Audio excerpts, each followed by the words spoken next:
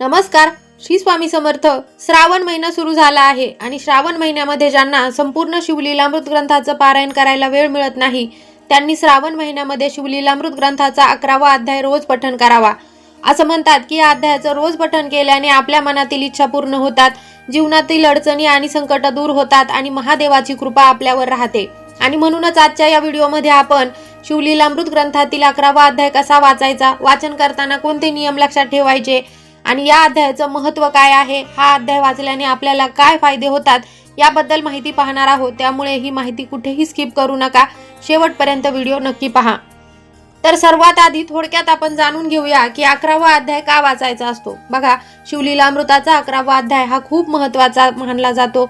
या अध्यायाचं रोज पठण केल्याने आपल्या मनातील इच्छा पूर्ण होतात, आपल्या जीवनातील अडचणी आणि संकट दूर होतात आणि महादेवाचा कृपा आशीर्वाद आपल्याला मिळतो. त्याचबरोबर शिवलीलामृत ग्रंथातील या 11व्या अध्यायाला कल्पतरू अध्याय असंही म्हटलं जातं. तसंच या अध्यायाचं पठण केल्याने आपल्याला रुद्र पठण केल्याचं पुण्य मिळतं अशी सुद्धा धार्मिक मान्यता आहे. आणि म्हणून ज्यांना संपूर्ण शिवलीलामृत ग्रंथाचं पारायण या श्रावण महिन्यामध्ये करता येत नाही त्यांनी या श्रावण महिन्यात शिवलीलामृत ग्रंथातील 11वा अध्याय आपल्या रोजच्या सेवेमध्ये नक्की वाचावा.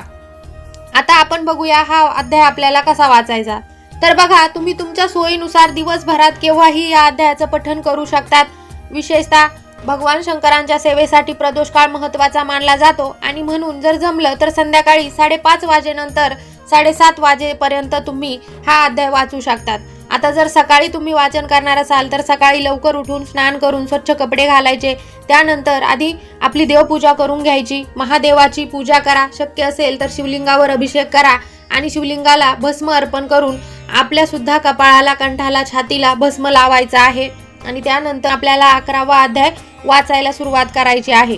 आता जर तुमच्याकडे रुद्राक्षाची माळ असेल तर ती माळ गळ्यात घालू शकतात.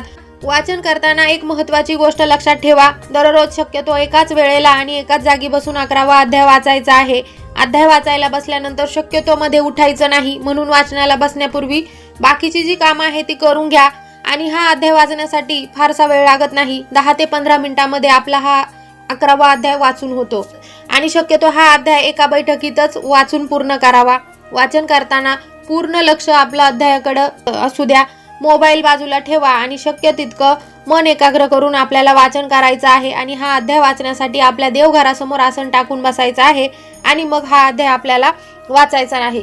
आता अध्याय खूप हळू आवाजात वाचायचा नाही, आपल्या घरात आवाज ऐकू येईल आणि आपल्याला प्रत्येक शब्द स्पष्ट ऐकू येईल एवढ्या आवाजात हा अध्याय वाचायचा आहे. घाईघाईने वाचायचा नाही, प्रत्येक शब्द नीट उच्चारून आणि मन लावून वाचायचा आहे. त्याचबरोबर हा अध्याय तुम्ही संकल्पपूर्वक सुद्धा वाचू शकतात. जर तुमच्या मनात एखादी इच्छा असेल तर ती इच्छा मनात ठेवून तुम्ही संकल्प करू शकतात. आता जर तुम्ही संकल्पपूर्वक 11 अध्यायाचं वाचन करणार असाल तर काही नियम पाळणं महत्त्वाचं आहे.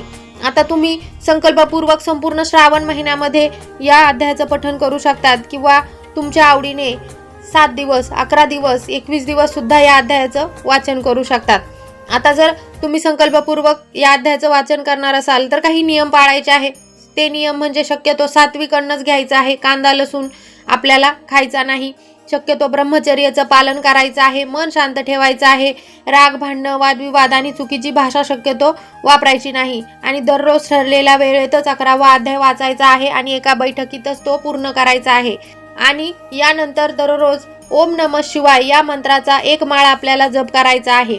आता 1 माळ करण्यासाठी वेळ नसेल तर तुम्ही 11, 21 किंवा 51 वेळा ओम नमः शिवाय मंत्राचा जप करू शकतात. आता बघा, या 11व्या अध्यायाचं वाचन केल्याने काय फायदे होतात. तर बघा, असं म्हणतात की 11व्या अध्यायाचं नित्य पठण केल्याने मनातील इच्छा पूर्ण होतात, जीवनातील अडचणी आणि संकट दूर होतात आणि महादेवाची कृपा मिळते, मनाला शांती मिळते, महादेवावर आपली जी श्रद्धा आहे ती आणखी वाढते. त्याचबरोबर जर हा 11वा अध्याय तुम्ही दररोज पठण केला तर दररोज रुद्राध्याय वाचल्याचं तुम्हाला फळ मिळत असतं. आणि म्हणून या 11वा अध्याय खूप सुंदर आणि कल्पतरू अध्याय आहे. म्हणूनच श्रावणात तुम्ही संपूर्ण शिवलीलामृताचं पारायण करू शकत नसाल तर 11वा अध्याय रोज वाचणं ही सुद्धा भगवान शंकरांप्रती एक सुंदर अशी सेवा आहे. आता वाचन झाल्यानंतर महादेवांची आरती करा, शक्य असेल तर साधा नैवेद्य दाखवा आणि प्रसाद घरातील सगळ्या व्यक्तींना द्या. आता सर्वात महत्त्वाचं म्हणजे हा अध्याय जो आहे तो कशातून पठण करायचा आहे. तर बघा, बाजारामध्ये या 11व्या अध्यायाची स्वतंत्र पुस्तिका मिळत असते. तुमच्या घराजवळ जर धार्मिक दुकान असेल तर तिथे तुम्हाला सहज ही 11व्या अध्यायाची पुस्तिका मिळून जाईल. किंवा जर तुमच्याकडं शिवलीलामृत ग्रंथ असेल तर मग थोडे दिवस तुम्ही त्या शिवलीलामृत ग्रंथातूनच 11वा अध्याय वाचू शकतात. आणि जर तुमच्याकडे ग्रंथही नसेल आणि स्वतंत्र पुस्तिकाही नसेल तर मग तुम्ही गुगल किंवा यूट्यूबवरून सुद्धा 11वा अध्याय वाचू शकतात किंवा ऐकू शकतात. आणि अशा प्रकारे तुम्हाला वाचनाला सुरुवात करायची आहे. आणि मग जेव्हा तुम्हाला शक्य होईल तेव्हा 11व्या अध्यायाची स्वतंत्र पुस्तिका आणून त्यातूनच नियमित वाचन करायचं आहे. दररोज शिवलीलामृत ग्रंथ उघडून आपल्याला त्यातून हा 11वा अध्याय वाचत बसायचा नाही. तर बघा, आपण सांसारिक माणसं आहोत आणि म्हणून सर्वांनाच दररोजच्या जबाबदारीतून धावपळीतून शिवलीलामृत ग्रंथाचं पारायण करणं शक्य होईल असं नाही. पण श्रावण महिन्यामध्ये रोज थोडा वेळ महादेवांसाठी काढून 11वा अध्याय तुम्ही श्रद्धेने वाचू शकतात. तसेच 11वा अध्याय वाचल्यानंतर 11व्या अध्यायानंतरच तुम्ही नित्य पठणाच्या 42 ओव्यांचं सुद्धा पठण करू शकतात. खूप सुंदर अशी सेवा आहे. या श्रावण महिन्यामध्ये आपल्याला जास्तीत जास्त भगवान शंकरांच्या सेवा करायच्या असतात आणि म्हणूनच तुम्हाला 11वा अध्याय वाचायचा आहे. नित्य पठणाच्या 42 ओव्या सुद्धा तुम्हाला वाचायच्या आहे. जर जमलं तर शिवमहिम्न स्तोत्राचं पठण करा. भगवान शंकरांच्या 108 नावांचं तुम्ही जप करू शकतात. त्याचबरोबर कालभैरवाष्टकमचं पठण करा. दररोज महादेवांच्या पिंडीवर 1 तांब्याभर पाणी अर्पण करा किंवा कच्च्या दुधानं, मधानं, पंचामृतानं किंवा साध्या पाण्यानं सुद्धा तुम्ही दररोज भगवान शंकरांच्या शिवलिंगावर अभिषेक करू शकतात. दररोज 1 माळ ओम नमः शिवाय मंत्राचा जप सुद्धा तुम्ही करू शकतात.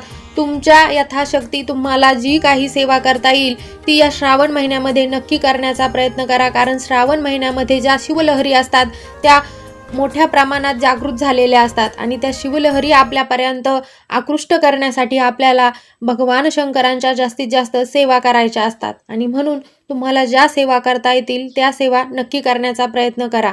महादेव आपल्या सर्वांच्या मनातील इच्छा पूर्ण करो, आपल्या आयुष्यातील अडचणी दूर करो आणि आपल्या सर्वांवर त्यांची कृपा कायम राहो.